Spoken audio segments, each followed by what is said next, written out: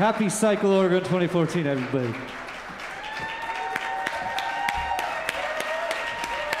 Right. The pickups. How about that? Welcome, everybody. The all-new kickoff party. What do you think? Pretty good. Sorry you guys had to stand out in the cold. We didn't plan that cold weather, but I appreciate you showing up early and filling the house. This is great. The energy is great. Everybody's excited. We're going to have a great night tonight. Thank you all for coming. My name is Steve Schultz. I'm the ride director, and I'm here to kick off this night with you.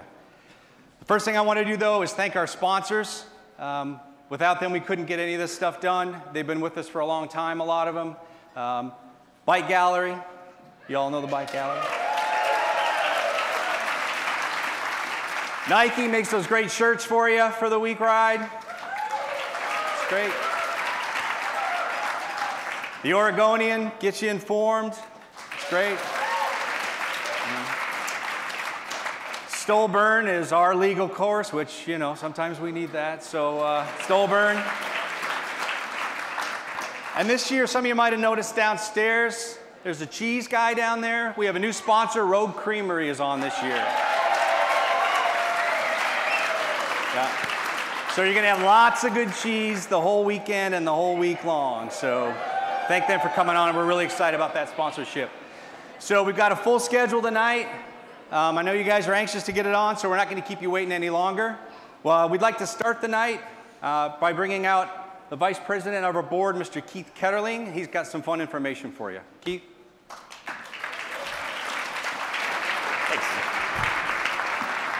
Good evening. Thank you for coming out tonight. You know, the week ride exposes thousands of riders to rural Oregon communities. The weekend ride exposes some casual riders and a lot of families to riding in Oregon. These rides provide physical challenges. They also provide really meaningful opportunities to meet and see what Cycle Oregon can do in the communities through which we travel. But that wasn't enough for us. So the last few years, we've been thinking, what more can we do? How can we challenge ourselves even more than we have so far? Well, tonight it's all about movies, right? What would a movie be without a good coming attraction? So, tonight, Cycle Oregon's pleasure to announce its newest coming attraction. We call it CO3. What is CO3? Well, we believe at Cycle Oregon that our brand and our concept of transforming individuals and communities' lives through cycling is so important, we wanted to challenge ourselves to do it even better. And at the same time, we wanted a ride that would challenge our riders, not just physically, which CO3 will, but also challenge our riders to show their commitment to our mission. And so CO3 will be a very small rider ride. It'd be very limited in how many people we can take each year. But within less than a week, in 5 days, CO3 will raise over $30,000 that will be used for projects in one of the communities through which CO3 rides. And to make it even more meaningful for the riders, those who actually ride CO3 will meet later this spring and look at the various projects that we have proposed for CO3, and they'll be able to help us make the decision, and then they'll be able to ride and go through some of these communities that CO3 is going to help. CO3 is going to appear first June 19th to 25th of 2014. Now, this is our third ride, hence CO3. But it's also CO3 because it's going to provide the same Cycle Oregon experience, but to the third power. CO3 will be a much more intense connection. The riders will share dinners and breakfasts with local community leaders. They'll have a chance to interact, to really discuss with local communities how Cycle Oregon can impact those communities. During the days, we'll experience some of the most beautiful bikeways in America. Mountains, valleys, all here in Oregon. At nights, we'll share meals with these leaders and do what Cycle Oregon does best, and that is bridging communities through cycling. Now, a couple more things about CO3. CO3 will rely all on local lodging. That's right, there will be no tents on CO3. We will have farm-to-table dinners at llama ranches, at local B&Bs, and at iconic Oregon hotels. And finally, CO3 is going to provide the riders with an unparalleled 5-day ride. Epic rides, Rattlesnake Grade, Hell's Canyon Overlook, Anthony Lakes. For 5 days, this group of riders will experience the best that Oregon and the country has to offer. The ride will open for registration May 15th, and there will be more information that will be emailed to you shortly, as well as the website will be up, but it's not up yet. So at Cycle Oregon, we see CO3 as the next step, as a way to challenge our riders to show their commitment to these communities. And so, coming soon to a theater near you, CO3. Thank you.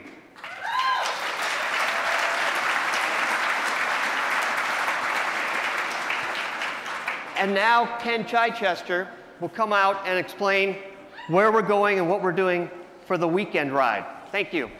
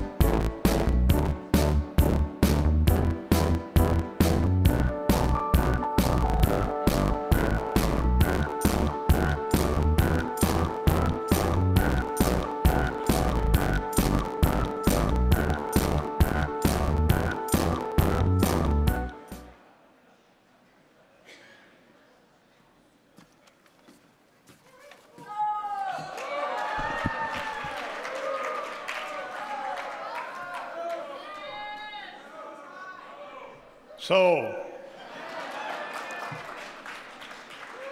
the weekend ride, 2014. Sorry, no joke. Cycle Oregon will continue the tradition of using a college campus as our home base for the weekend. This year we'll be at the beautiful campus of Linfield College in McMinnville. Linfield is a private liberal arts college chartered in 1858 and has just over 1,700 students on campus. As usual on the weekend rides, we'll have 3 options each day, and this year will be mainly on lightly traveled county roads south of and east of McMinnville. We'll be traveling through some forested country, but mainly agricultural areas. You'll ride by nurseries, berry fields, grain and grass crops, hazelnut orchards. Does everybody know that Oregon produces 99% of the hazelnuts grown in the U.S.?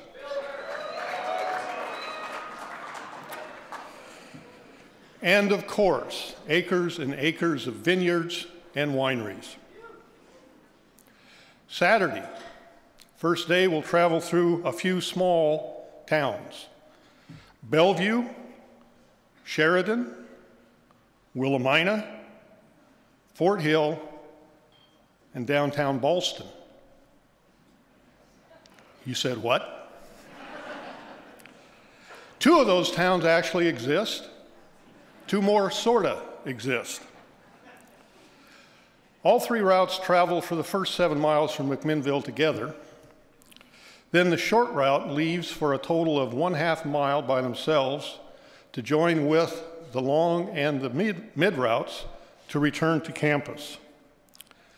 The mid and the long routes continue together for the first 15 miles to the community of Sheridan. Once at Sheridan, the mid route folks will have lunch and then make a loop returning back to McMinnville. Those who choose the long route leave Sheridan and forego lunch for a 30-mile loop through Willamina, Fort Hill, and along the South Yamhill River. That 30-mile loop has nearly all of the climbing of the whole day, nearly 3,000 feet. Once leaving Sheridan, everybody gets to travel by the federal prison.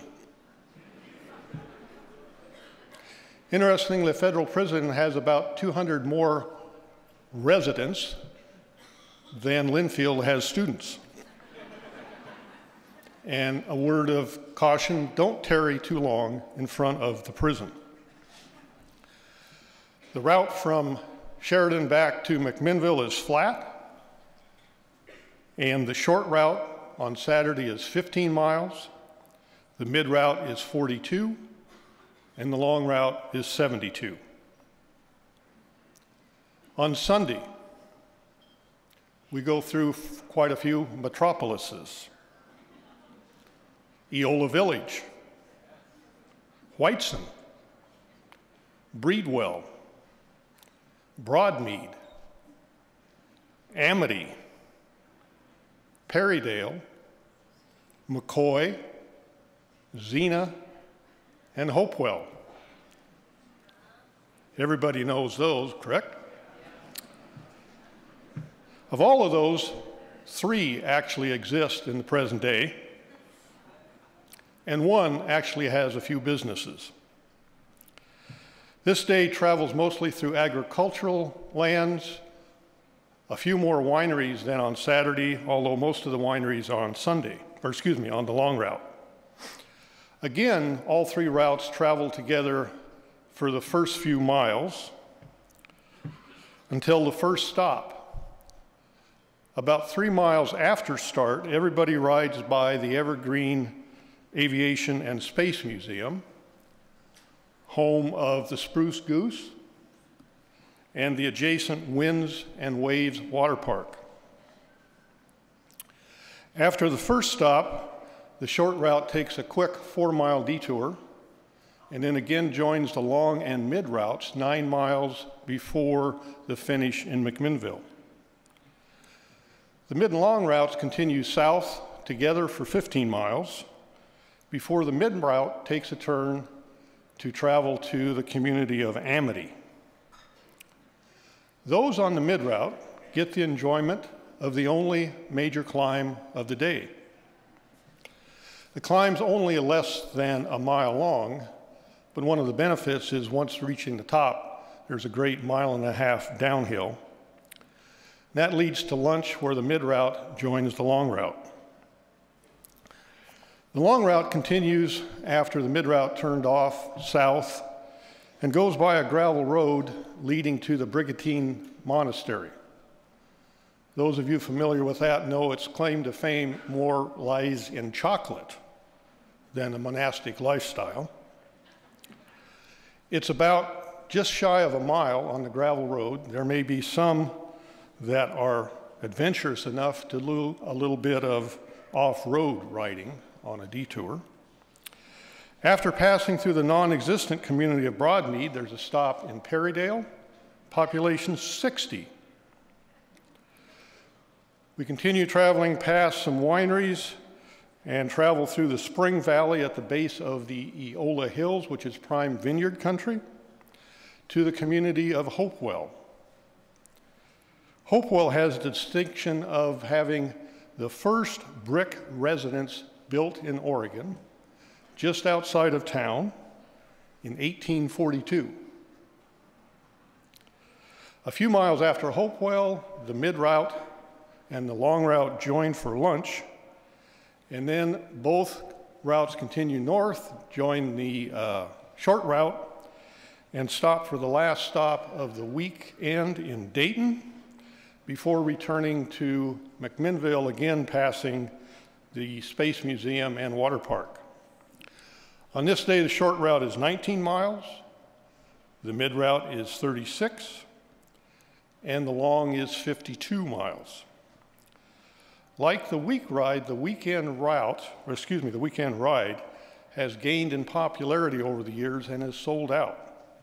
So it might be a good idea to sign up early. Here's the year's weekend jersey that we hope everybody proudly wears. And we look forward to seeing 2,000 of you, July 11th through the 13th, for what should be a great weekend.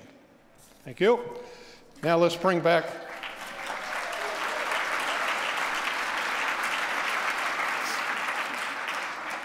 Steve, and he'll tell you where we're going on the week route. Thank you.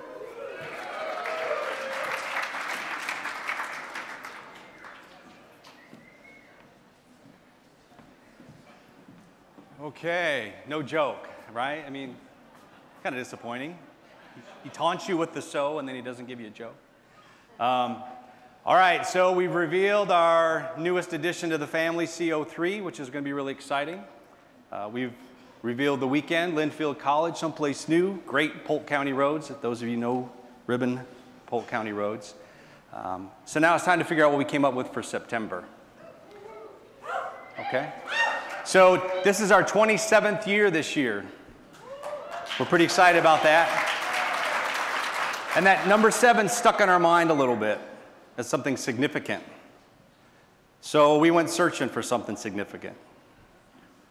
We searched high and low, but those highs kept rearing their splendor. They were amazing. They were everywhere. Just when we thought it couldn't get any better, came around another corner, there was another one. So we nailed it. Now you get to nail it too.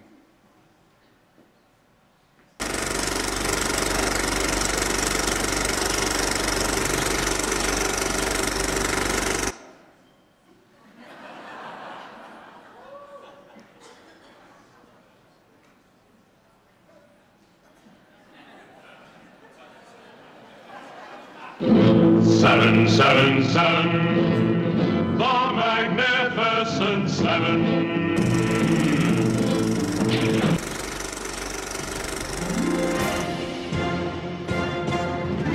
The Magnificent Seven. How about that? That looks cool, isn't it? How many remember that movie, The Magnificent Seven? Classic. So 7 things, 7 magnificent things. So we start out in a historic community this year. This community is the 3rd oldest incorporated city in Oregon. It's the end of the Overland Oregon Trail. It's named originally by the French Canadians in a reference to the basalt rock that was cut by the water. Our Magnificent Seven tour starts in the town that was formerly known as Fort Wascopum. This year, we're going to start our tour in the Dalles. So to formally welcome you to the Dalles, we're graced by His Honorness, the Mayor of the Dalles, Mr. Steve Lawrence. I'd like to bring him out.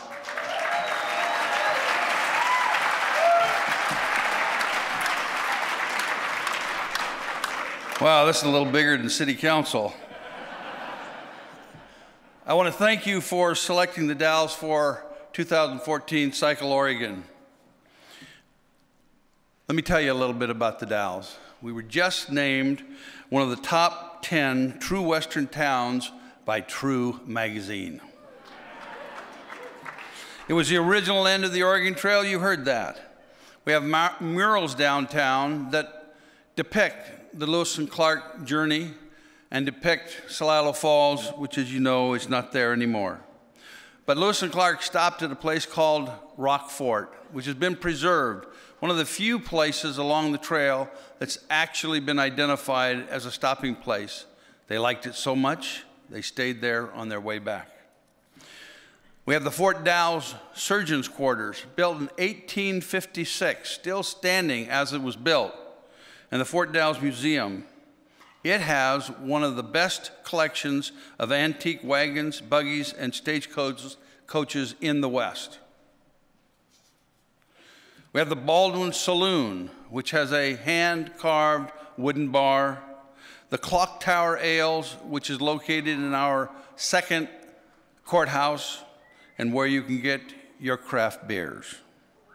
We have the Sunshine Mill at the other end of town, which used to be Sunshine Flour and Biscuit, and it now is a winery making Copa Divina and Quinette wine. It has machinery in there that you can look at that was designed actually by Thomas Edison. Hosting Cycle Oregon is recognition of what many already know, and that is cycling is fantastic in the Dalles. We have 300 days of sun. We have great roads. We have an early spring. We have a late fall. So when it's raining in the Willamette Valley, come to the Dalles. It's going to be dry. This summer, I encountered 100 cyclists who had started in the Dalles and gone over the bridge and went down to Maryhill Winery and came back. Our town was a destination, and I didn't even know it. So we've gotten busy.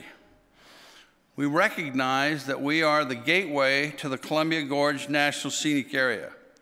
It will be the east end of the historic highway bike path, and we have plans underway to make the Dalles a welcoming place for cycling tourists.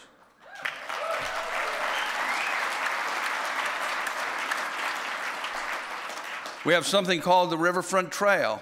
When you come, yeah, when you come in, you won't have to go across the highway. You won't have to go across the railroad tracks. Turn left at the Discovery Center, get on the Riverfront Trail, come all the way into downtown to the new Lewis and Clark Festival Park in the center of downtown, the Dalles. Right now, we have over 104 tour boats that are going to dock in the Dalles this summer between March and October. Last year, it was only 40. And what that's produced is something that we call the floozies. The floozies are nightclub ladies. They're ladies of the night. And they will be there to welcome you. So we're working hard to update our bicycle master plan, bringing the city, the chamber, and the port together. And I want to recognize Chad Sperry, who is a national sponsor and organizer of bicycle events, who lives in the Dalles, who's going to make the Dalles one of the best cycling places in Oregon. We will work hard with Cycle Oregon to make this your best, and we'll see you in September.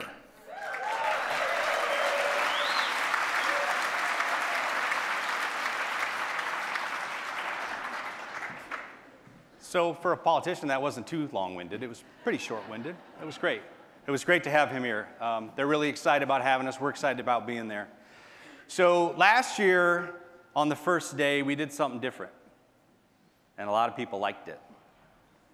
We had that layover day. We're not doing that this year. No. But we are going to do something different. We're going to shake it up a little bit. We've decided to leave Oregon.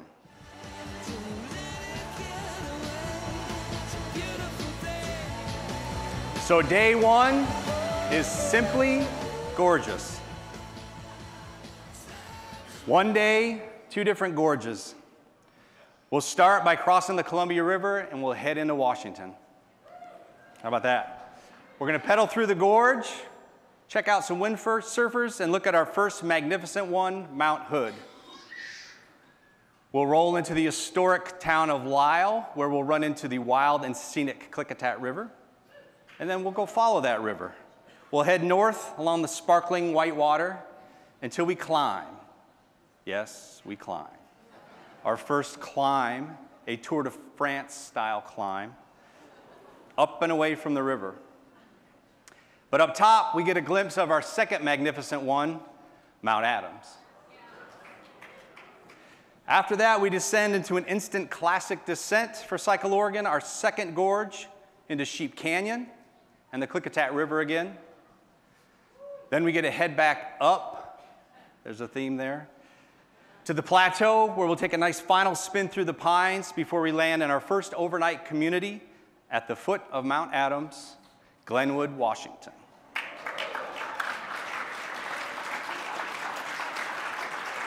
So day one, 63 miles, 4,374 feet of elevation. There's a little blips there. So as with the Dalles, we've got some great young ladies that have come from Glenwood to welcome us to Glenwood.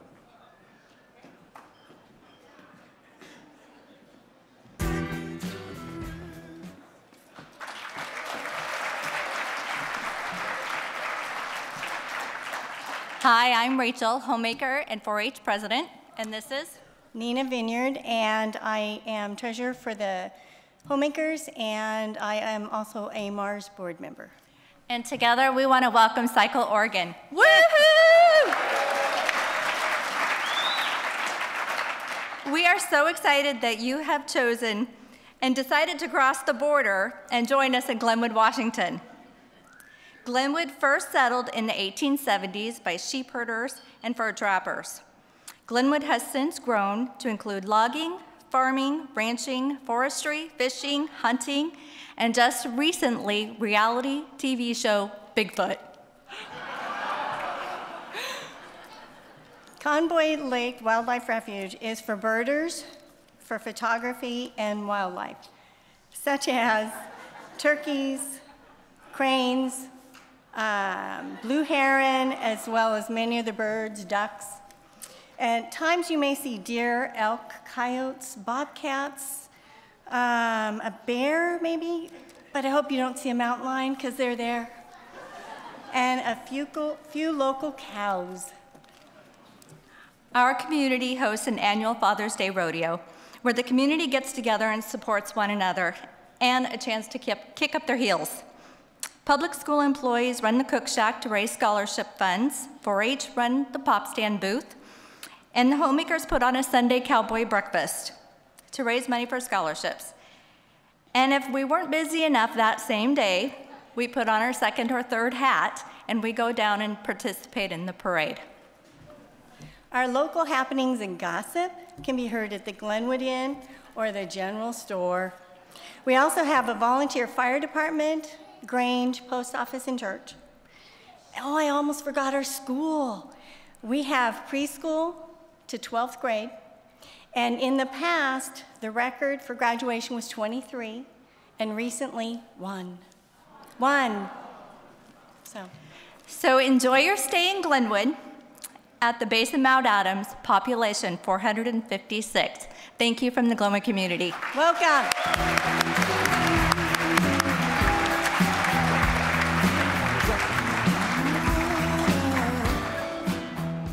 All right, Glenwood, Washington, population less than 500. So, day two, take me to the river.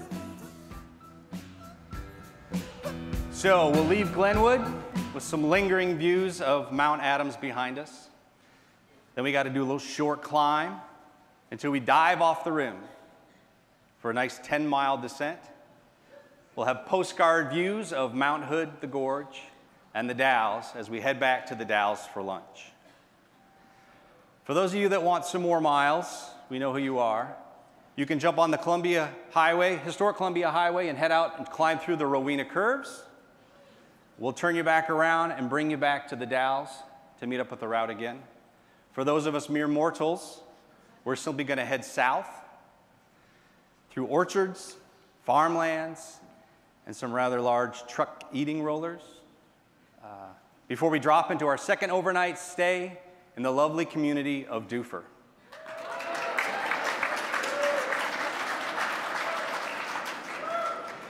So day two, 61 to 86 miles, 4,830 feet to 6,281. So I'd like to bring out Samantha and Jeff. They own the Balch Hotel, the classic historic Balch Hotel in Dufur, to say a few words. So.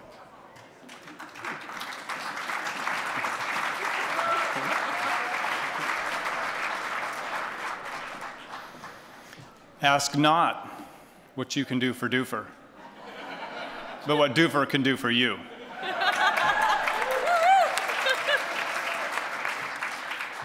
Thank Thank you very much. I'm Samantha Irwin and my wonderful husband, Jeff, and we do own the Balch Hotel in Dufur. Population 650. Woo.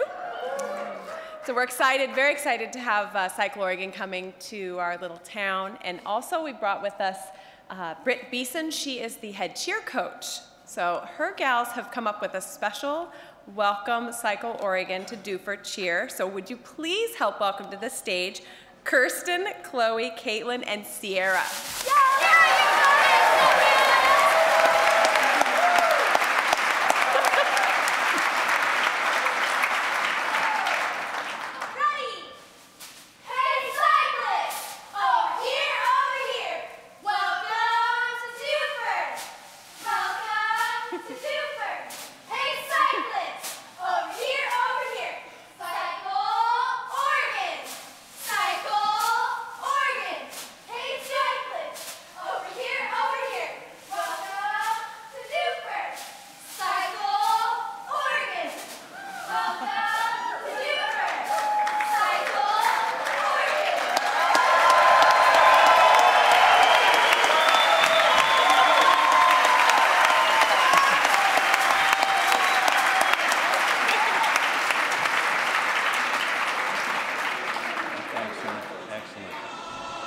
How about that, huh? I mean, what's a party without cheerleaders? That was great. That was great. Okay, 2 days in, day 3. Everything in a day. So today we have everything. We have big climbs, big mountains, big descents. So postcard views from yesterday are nice, but we figured you need to get a little bit closer. So today, we're gonna go up. So when we leave Dufur, we'll roll west through some gentle farmlands as the start of the roller coaster goes up.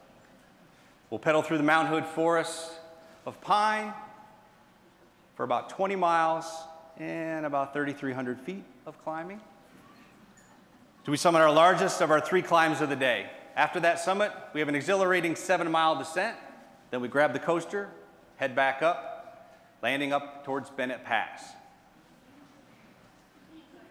We'll have lunch up there. So following lunch, with a much closer view of Mount Hood than you had in the morning, you can let your food digest as you reap the rewards of a giant payback descent with one more little climb, and then another final 25-mile descent through the flats outside of Wamick, and one more final fun and fast drop to the floor where we'll land in our 3rd overnight community of Tye Valley.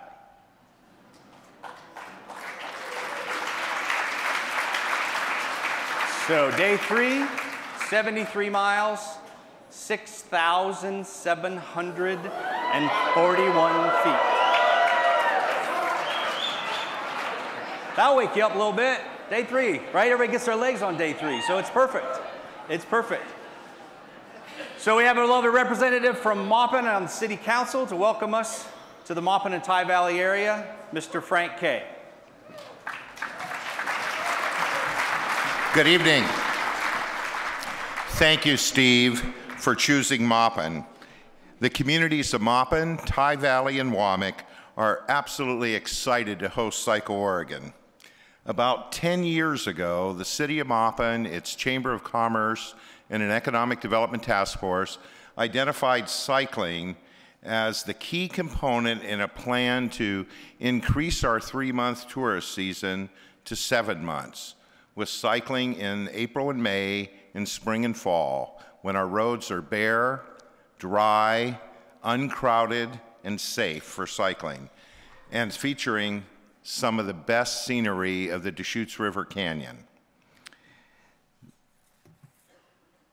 These months provide some of the best opportunities for families, as well as recreational riders and the more competitive riders, because the elevations can change 2,000 to 3,000 feet, as Steve described around our area. We currently have 3 cycling events a year, and we would love to welcome cyclists every week in the spring and fall. We're a great region, and your choice of Maupin is extremely important to us. Cycle Oregon will put Maupin on the map as a cycling center. So we can't wait to host you in September. And if you want to test drive our roads, join us this Memorial Day weekend for Riverfest, Maupin's signature community event featuring live music and a lot of food and fun and a festival kinds of activities that are family friendly. So thank you for choosing Maupin. We look forward to seeing you. Good night.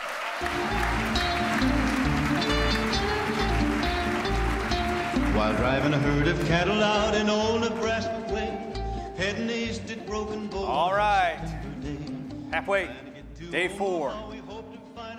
Cowboys and Indians. All right.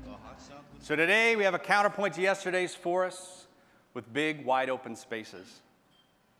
We'll have a little wake-up climb out of Ty Valley before we head left out onto the Warm Springs Indian Reservation and the high desert. Out on the reservation, we'll power through big rollers and some history. We'll pass the 112-year-old Simnasho Church, slightly abandoned at this point. And then we'll descend, see, we do that too, through landscapes, and we drop down into our riverside oasis for lunch on the river at Kanita. Lovely green grass and water for your feet. After lunch and a brief climb, we'll catch a glimpse of our third magnificent one, Mount Jefferson. And you might even run into a few wild horses out on the reservation. We did, so keep your eyes open. We'll then drop into Warm Springs where we'll cross the Deschutes River, and then we put you on a hidden gem of a road, past Pelton Dam, and ending up with the toughest 1.4-mile climb in Cycle Oregon history. Yeah, my truck had to gear down like 6 gears to get up, but we got up there.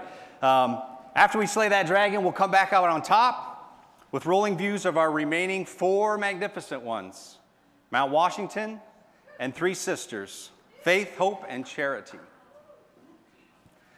It's an awe-inspiring day, and we'll end up with our 4th overnight in your layover community of Madras.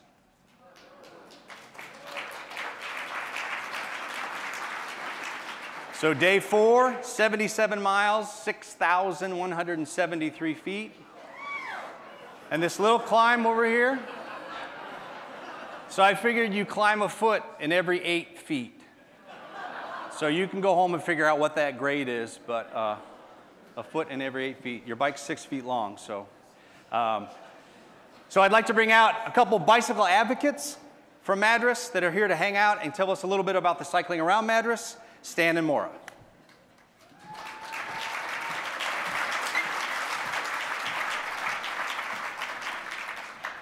We're really glad you're coming to join us during 2014, which is the centennial of Jefferson County, and we're having a party all year long. There are 3 elements that really helped spur growth and prosperity in the region. The first is railroads, and we are partly on the old railroad war area, and be sure to stop through Metolius and see the historic train depot. The second is water. We have the Deschutes, the Crooked, and the Metolius rivers flowing through Jefferson County. By virtue of the power and water, we had irrigation and hydroelectric schemes. That gave way to the third element, which is agriculture. And you're gonna ride some amazing country roads and have the aromas of carrot seed blossom, peppermint, garlic, and lavender, wheat, grass, hay, barley, and hops. So while you're in Madras, we encourage you to drink as much water as possible because we have the best water in the state. So you have the best water in the state, locally grown barley and hops. And we're really optimistic that after you ride through the area, that you will want to stay and open the first brewery. So Madras is a very bike-friendly town. We're a town of 6,000 people. And this year, if you've heard of the scenic bikeways, the 11th was designated Madras Mountain Views, and I'm sure you'll be riding some of the roads. They're beautiful roads with beautiful views of all the mountains. We also have a Safe Routes to School program, so we're training the next generation of cyclists in Madras. And to encourage some of the older riders, we have the first bike share program in Central Oregon at the school district. So if you're there for a couple days, here's the short itinerary. When you get into town, we have an aquatic center that's fairly new. It's only 6 years old, but it's up on the hill, beautiful views of the mountains, a 25-yard lap pool, a slide, a rope swing, a hot tub. So after a long day of riding and that's 6,000 feet of climbing, I'm sure you'll want to go for a swim. After a dip in the pool, you might head down to the Rialto where you can shoot some pool and drink some microbrews.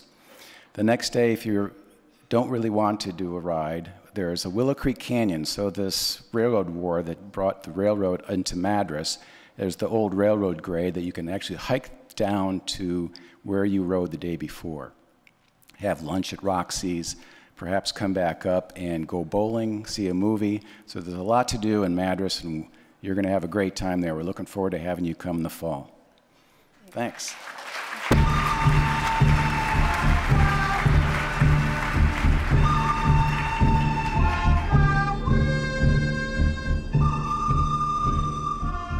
We got a few more days. We're going to knock them out. Day 5, the high desert highlights. So layover day, you can choose to lay low, peruse Madras, check out the pool, the museum, or hang out and camp and rest your legs. Or you can get on your bike and be a bike tourist. Either way, you're going to want to be wearing one of these.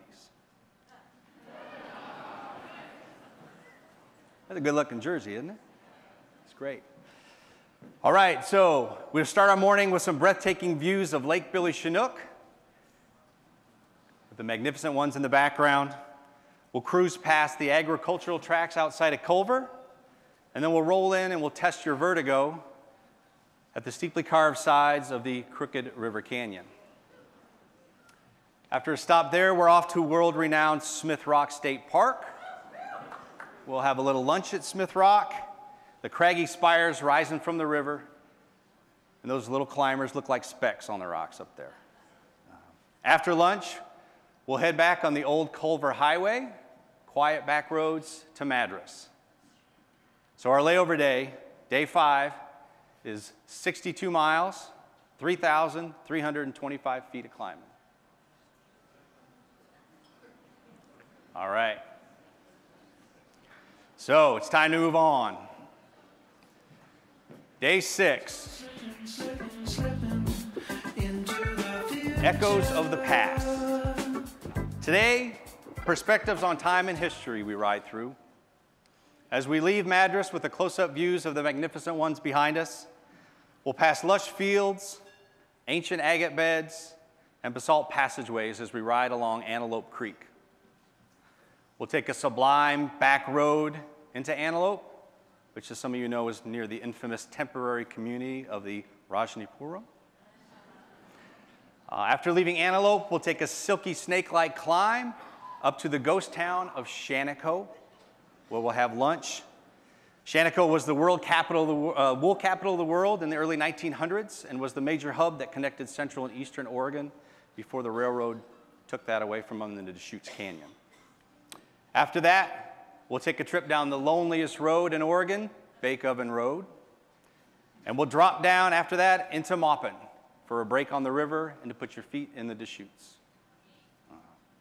After you've soaked your feet up enough, we'll ride a few more miles along the river down to Shears Bridge, where we'll cross the bridge, climb back up into a familiar overnight, back into Ty Valley. The Titanic. So day 6, 85 miles, 5,300 feet of climbing. Look at all that green, that's great, downhill the river. So you've kind of noticed that there's a lot of climbing in some of these slides, so it's a kind of a constant theme here. All right, one more day to go. Rolling on. Day 7, we're rolling home. So one last day of stellar scenery. As we ease through the flatlands from camp, we'll get our work done early with a long, steady climb where the top is not around the next corner. At the summit, though, we'll have spectacular vistas off Duffer Gap Road. And then we'll head down, rolling through fields running in every direction, and take a rest stop in another ghost town, Boyd. After leaving Boyd, we'll tackle a few more ups and downs, or as Chichester might say, whoop-de-doos, before we go downhill, through leafy canyons down to lunch and your ultimate finish, and a familiar view of Mount Hood, the Gorge, and the Dalles. Day 7, rolling home, 43 miles, 2,700 feet of elevation. Look at all that, a downhill finish.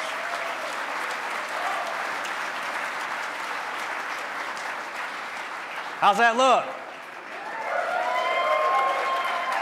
Looks good.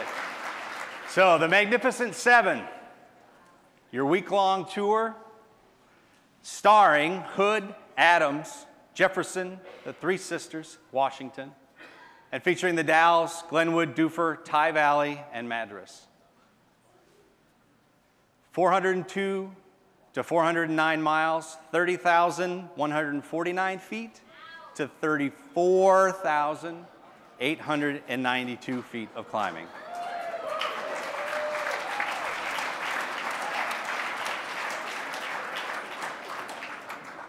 All right, so I'd love to have a round of applause for our members from the community, if they could come out real quick.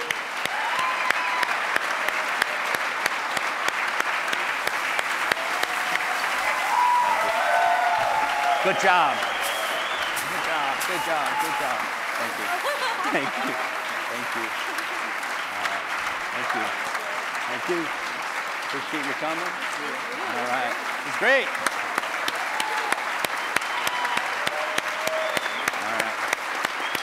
Great. Okay, you guys can, you can sneak back in. All right. So, you're welcome. So as some of you saw, we had a little raffle downstairs. We're giving away a luxury ride package. It's got the ride, tent and porter, jersey, massage, acupuncture, a bike for the week, all kinds of great stuff. And we have a lucky winner. So we raised over $6,000 tonight that goes straight to the Cycle Oregon Fund, so I thank you all for contributing to that. So our lucky winner of the luxury package is Glenn Bolin. Woo. So congratulations, Glenn. You can go down to the retail tent after the presentation and pick up your gift certificate for all that. All right, so registration. So we're really good at bike rides.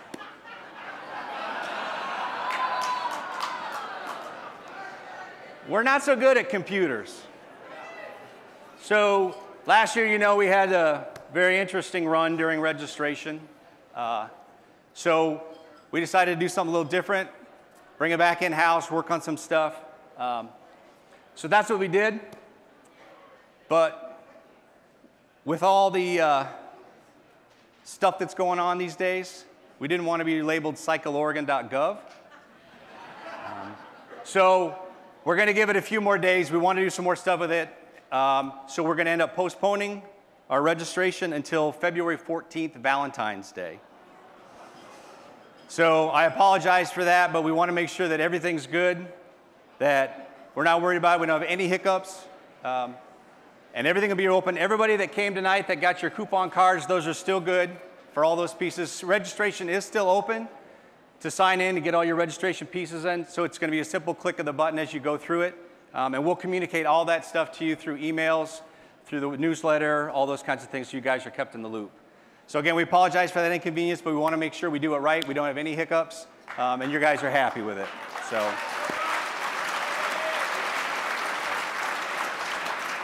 on that note, there's no reason to go home right away. The band's going to play till 9. The beer's still being sold. We'll see you guys on the rides. Thank you very much.